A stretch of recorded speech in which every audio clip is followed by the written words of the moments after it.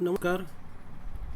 BA same 4च्या राज्यशास्त्र या विषयामध्ये आपण चीनच्या संविधानाचे वैशिष्ट्य अभ्यासत होतो. आणि या चीनच्या संविधानाचे वैशिष्ट्य अभ्यासत असताना आपण आधीच्या लेक्चरमध्ये एकूण 7 वैशिष्ट्य या ठिकाणी बघितले होते. त्यामध्ये पहिलं वैशिष्ट्य बघितलं ते म्हणजेच लिखित संविधान. दुसरं वैशिष्ट्य चीनच्या उद्देशपत्रिका. तिसरं वैशिष्ट्य होतं चीनचे संविधान हे लवचिक स्वरूपाचे आहे. चौथं वैशिष्ट्य होतं प्रजासत्ताक गणराज्य. 1982चं संविधान हे प्रजासत्ताक गणराज्य आहे. पाचवं वैशिष्ट्य होतं समाजवादी राज्य आणि जनतेचे सार्वभौमत्व. सहावं वैशिष्ट्य होतं जनतेची लोकतंत्रात्मक हुकुमशाही. आणि सातवं वैशिष्ट्य होतं मूलभूत अधिकार आणि कर्तव्य. तर या ठिकाणी आपल्याला चीनच्या संविधानाचं 8वं वैशिष्ट्य पाहायचं आहे ते म्हणजेच बहुराष्ट्रीय देश. भारताप्रमाणे चीन हा सुद्धा भौगोलिकदृष्ट्या चीन हा सुद्धा विशाल आकाराचा देश आहे. त्याचप्रमाणे चीनमध्ये सुद्धा प्रदेश, भाषा, वंश, धर्म इत्यादीच्या आधारावर विविधता आपल्याला दिसून येते. त्याचप्रमाणे चीनच्या संविधानाने प्रदेश, भाषा, वंश, धर्म इत्यादी घटकांच्या आधारे राष्ट्रीयता प्राप्त झालेल्या व्यक्तींमध्ये कोणत्याही प्रकारचा भेदभाव केलेला आपल्याला दिसून येत नाही. आपल्या देशात सुद्धा धर्मनिरपेक्षतेचं तत्त्व अंगीकारलेलं आहे. त्याचप्रमाणे व्यक्तीमध्ये केवळ भाषेच्या आधारावर, वंशाच्या आधारावर, प्रदेशाच्या आधारावर, धर्माच्या आधारावर भेदाभेद केला जाणार नाही याची काळजीसुद्धा भारताच्या संविधानाप्रमाणे चीनच्या संविधानाने सुद्धा घेतलेली आपल्याला दिसून येते. त्याचप्रमाणे चीनमधील सर्व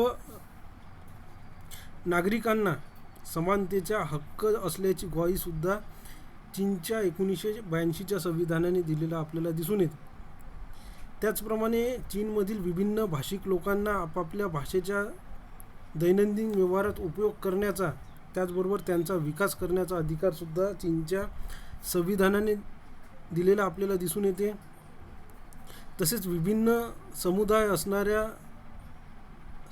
समूहांना आपापल्या सामाजिक आणि सांस्कृतिक प्रथा, परंपरा आणि रीतिरिवाज यांचा रक्षण करण्याचं, त्याचप्रमाणे आधुनिक काळानुसार किंवा गरजेनुसार त्या सुधारणा घडवून आणण्याचा अधिकारसुद्धा चीनच्या संविधानाने चीनच्या नागरिकांना दिलेला आपल्याला दिसून येते. तर यावरून आपल्याला असं म्हणता येईल की चीनमध्ये सुद्धा विविधता आपल्याला दिसून येते. परंतु तिथे सुद्धा विविधतेतून एकता कशी प्रस्थापित करता येईल हा प्रयत्न चीनच्या संविधानाने आपल्याला केलेला दिसून येते. म्हणूनच चीनमध्ये जरी भाषेच्या आधारावर, प्रदेशाच्या आधारावर, वंशाच्या आधारावर, धर्माच्या आधारावर विविधता असली तरीसुद्धा सर्व धर्मांचं रक्षण करण्याचं काम या चीनच्या संविधानाने केलेलं आपल्याला दिसून येते. त्यानंतर 9वं वैशिष्ट्य आहे समाजवादी अर्थव्यवस्था. चीनची अर्थव्यवस्था आपल्याला माहीत आहे की समाजवादी अर्थव्यवस्था म्हणून ओळखल्या जाते. आणि 1982च्या चीनच्या संविधानातसुद्धा अर्थव्यवस्थेचं विवेचन हे समाजवादी अर्थव्यवस्था म्हणूनच करण्यात आलेलं आहे. आता समाजवादी अर्थव्यवस्था म्हणजे काय? तर संविधानात्मक तरतुदीनुसार चीनमध्ये उत्पादनाच्या साधनांच्या मालकी हक्काचे 2 प्रकार यामध्ये सांगितलेले आहेत. त्यामध्ये उद्योग, व्यापार, वनसंपत्ती, वाहतूक, खाणी. उद्योग, व्यापार, वनसंपत्ती, वाहतूक, खाणी इत्यादी उत्पादनाच्या साधनांवर राज्याचे स्वामित्व असेल, म्हणजे राज्य शासनाचे स्वामित्व असेल. तर दुसरा प्रकार म्हणजेच कामगार व अन्य व्यावसायिकांचे सहकारी तत्त्वावर आधारित सामूहिक मालकी प्रस्थापित करण्याचे उद्योगधंदे. म्हणजे जे महत्त्वाचे उद्योग आहे त्याच्यावर फक्त आणि फक्त राज्याची मालकी असेल.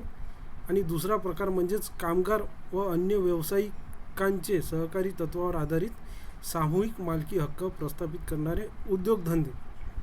त्याचप्रमाणे कायद्याने निश्चित केलेल्या मर्यादेच्या आत शेतमजूर आणि कामगार यांना स्वतःचा खाजगी स्वरूपाचा मालकी हक्क असणारा उद्योग करण्याचे सुद्धा स्वातंत्र्य दिलेले आहे. म्हणजेच उत्पादनाच्या महत्त्वाच्या साधनांची मालकी ही राज्याने स्वतःकडे ठेवलेली आहे. दुसरा प्रकार म्हणजेच कामगार आणि अन्य व्यावसायिकांचे सहकारी तत्त्वावर आधारित सामूहिक मालकी प्रस्थापित करणारे उद्योगधंदेसुद्धा स्थापन करण्याचा अधिकार हा चीनच्या नागरिकांना दिलेला आहे. अशा साधनांची मालकी ही कामगार आणि अन्य व्यावसायिकांचे सामूहिक तत्त्वावर आधारित सामूहिक मालकी हक्क प्रस्थापित करण्याचे उद्योगधंदे स्थापन करण्याचा हक्कसुद्धा चीनी नागरिकांना दिलेला आहे. याशिवाय कायद्याने निश्चित केलेल्या मर्यादेच्या आत शेतमजूर आणि कामगारांना स्वतःचा खाजगी स्वरूपाचा मालकी हक्क असणारा उद्योगधंदे स्थापन करण्याचं सुद्धा स्वातंत्र्य दिलेलं आहे. आता हे मालकी हक्कमध्ये आपल्याला दिसून येते की कामगार आणि शेतमजूर यांना स्वतःचा मालकी हक्क असणारे उद्योगधंदे स्थापन करण्याचा अधिकारसुद्धा चीनच्या संविधानाने दिलेला आपल्याला दिसून येते. हा अधिकार देण्यामागचं कारण म्हणजेच कृषी व औद्योगिक साधनांची तसेच जीवनावश्यक उपभोग्य वस्तूंच्या उत्पादनाची कमतरता भासू नये, त्याचबरोबर त्यांच्या उत्पादनात वाढ व्हावी या हेतूनेच ही नवीन व्यवस्था 1982च्या चीनच्या संविधानाने केलेली आपल्याला दिसून येते.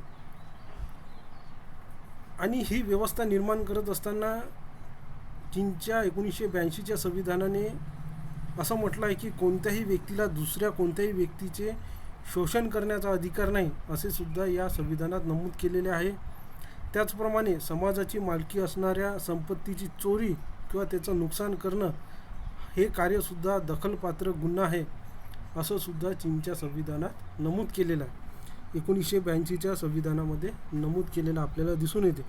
तर अशा प्रकारे या समाजवादी व्यवस्थेत अर्थव्यवस्थेचं वर्णनसुद्धा चीनच्या या 1982च्या संविधानात केलेलं आपल्याला दिसून येते. त्याच्यानंतर 10वं वैशिष्ट्य आहे ते म्हणजेच एक केंद्री शासन व्यवस्था असणारे संविधान. आता चीन हा जरी भौगोलिकदृष्ट्या विशाल आकार असणारा देश असला तरीसुद्धा भारत असो किंवा अमेरिका असो किंवा रशिया असो यासारख्या विशाल आकाराच्या देशामध्ये असणारी संघात्मक शासन व्यवस्था मात्र चीनने स्वीकारलेली आपल्याला दिसून येत नाही. तेथील शासन व्यवस्था मात्र एककेंद्री शासन व्यवस्था एककेंद्री स्वरूपाची शासन व्यवस्था असल्याचं आपल्याला दिसून येते. म्हणजेच भारताने अमेरिकेने ज्याप्रमाणे फेडरल स्ट्रक्चर स्वीकारलेलं आहे त्याप्रमाणे चीनच्या संविधानाने स्वीकारलेलं आपल्याला दिसून येत नाही. कारण ज्या देशाचा व्याप मोठा असेल त्या देशामध्ये देशाचा कारभार केवळ एकाच केंद्रातून चालवणे शक्य नसते. आणि त्यामुळेच आपल्याला माहीत आहे की अशा देशांमध्ये स्थानिक स्तरावरील विभिन्न प्रश्न आणि समस्यांबाबतच्या कारभारासाठी प्रशासकीय यंत्रणा निर्माण केल्या जाते. आपल्याला माहीत आहे की स्थानिक प्रश्न हे केंद्र स्तरावरील सरकार किंवा शासन व्यवस्था सोडवू शकत नाही. स्थानिक प्रश्न सोडवण्यासाठी स्थानिक स्तरावर शासन व्यवस्था असणं आवश्यक असते. आणि म्हणूनच स्थानिक स्तरावर आपण बघितलं की स्थानिक स्तरावर प्रशासकीय यंत्रणासुद्धा निर्माण झालेली आपल्याला दिसून येते. याच तत्वानुसार चीनमध्ये सुद्धा म्हणता येईल की तिथे सुद्धा महानगरपालिका, प्रशासकीय स्वायत्त मंडळे, त्याचप्रमाणे स्थानिक व प्रादेशिक स्तरावरील शासन कारभारासाठी ही जी मंडळे आहेत त्यामध्ये महानगरपालिका, प्रादेशिक स्वायत्त मंडळे हे स्थानिक आणि प्रादेशिक स्तरावरच्या शासन कारभारासाठी अस्तित्वात आहे. परंतु तरीसुद्धा सर्व चीनमधील केंद्रीय शासनानेच निर्माण केलेली आहे. ही सगळी यंत्रणा ही चीनमधील केंद्रीय शासनाने निर्माण केलेली आहे. त्याचप्रमाणे त्यांना स्थानिक व प्रादेशिक स्तरावरील शासन कारभारासंबंधी अधिकार व सत्तासुद्धा केंद्रीय शासनाने दिलेली आहे. ही यंत्रणासुद्धा केंद्रीय शासनाने स्थानिक स्तरावर निर्माण केलेली आहे. त्याचप्रमाणे त्यांना अधिकारसुद्धा केंद्रीय शासनानेच दिलेले आपल्याला दिसून येते. त्याचप्रमाणे त्यांना बरखास्त करण्याचे, त्याचप्रमाणे त्यांची सत्ता हिरावून घेण्याचा अधिकारसुद्धा केंद्रीय शासनाला दिसून येते. आणि म्हणूनच एक केंद्रीय शासन व्यवस्था चीनमध्ये आहे असं आपल्याला 1982च्या संविधानात तिच्या शासन व्यवस्थेच्या रचनेवरून आपल्याला या ठिकाणी म्हणता येईल.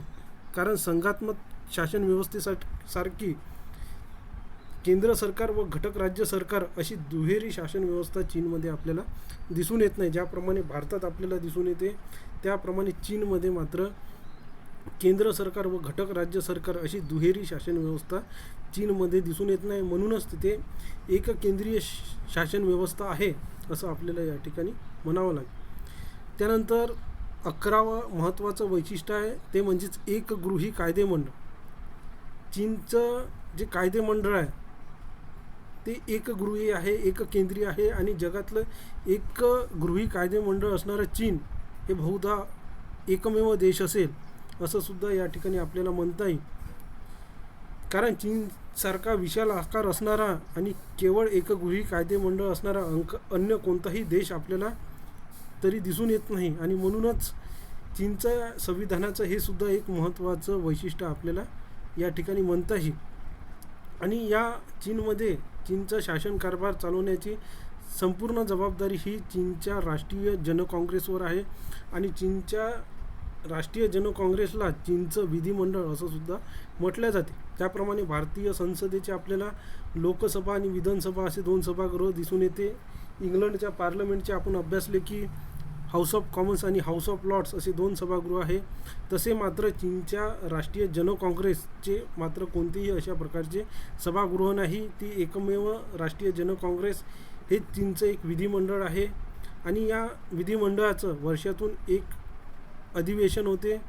त्याचप्रमाणे जसं एकगृही विधिमंडळ आहे त्याचप्रमाणे चीनमध्ये एकपक्ष पद्धती आहे, ती म्हणजे साम्यवादी पक्ष पद्धती. त्यामुळे अन्य देशांमधील कायदेमंडळापेक्षा चीनमधील राष्ट्रीय जन काँग्रेसची कामकाजाची पद्धतीसुद्धा भिन्न आहे. अधिवेशनाच्या काळामध्ये किंवा राष्ट्रीय जन काँग्रेसचे सदस्य सभागृहात जेव्हा भाषणं देतात तेव्हा त्यांची भाषणे इतर नेते काळजीपूर्वक ऐकतात. सभागृहात मंत्र्यांनी मांडलेल्या ठरावांना अथवा त्यांच्या विचाराला कोणीही विरोध करत नाही. कारण मंत्र्यांनी अथवा पक्षनेत्यांनी मांडलेल्या ठरावाला विरोध करणं म्हणजेच एक प्रकारच्या पक्षशिस्तीचं उल्लंघन मानले जाते. आणि त्याचप्रमाणे चीनमध्ये साम्यवादी पक्षाच्या आदेशाचे तसेच शिस्तीचे उल्लंघन करणाऱ्या सदस्यावर कठोर स्वरूपाची कारवाईसुद्धा केली जाते. आणि म्हणूनच चीनच्या विधिमंडळाच्या कामकाजामध्ये कोणताही मंत्री अडथळा आणत नाही, कोणताही सदस्य अडथळा आणत नाही किंवा ठरावाला विरोधसुद्धा करत नाही. कारण तसं करणं म्हणजेच पक्षशिस्तीचं किंवा पक्षाच्या आदेशाचं किंवा शिस्तीचं उल्लंघन समजल्या जाते. आणि अशा उल्लंघन करणाऱ्या सदस्याला कठोर स्वरूपाची शिक्षासुद्धा दिली जाते. साधारणतः चीनच्या विधिमंडळाचं अधिवेशन अशा या वैशिष्ट्यपूर्ण कामकाज पद्धतीमुळे 10 ते 15 दिवसातच अधिवेशनात सगळे कामकाज हे समाप्त केले जातात. तर अशा प्रकारे चीनच्या विधिमंडळाचं एकगृही विधिमंडळ किंवा एकगृही कायदेमंडळ हे सुद्धा चीनच्या संविधानाचं एक महत्त्वाचं वैशिष्ट्य आहे असं आपल्याला या ठिकाणी म्हणता येईल. तर आजच्या या व्हिडिओ लेक्चरमध्ये आपण चीनच्या संविधानाचे एकूण 4 वैशिष्ट्य या ठिकाणी पाहिलेले आहे. त्यामध्ये बहुराष्ट्रीय देश, त्यानंतर 9वं समाजवादी अर्थव्यवस्था, 10वं एककेंद्रीय शासन व्यवस्था असणारे संविधान आणि 11वं एकगृही कायदेमंडळ. यानंतरच्या व्हिडिओ लेक्चरमध्ये आपल्याला लोकशाही केंद्रवाद म्हणजे काय, त्यानंतर विचारसरणीचा आधार, त्यानंतर राष्ट्रीय जन काँग्रेसची स्थायी समिती म्हणजे चीनच्या विधिमंडळाचं राष्ट्रीय जन काँग्रेसची स्थायी समिती आणि लष्करी आयोगाचे महत्त्वपूर्ण स्थान असे उरलेले वैशिष्ट्य आपण पुढील व्हिडिओ लेक्चरमध्ये अभ्यासणार. धन्यवाद.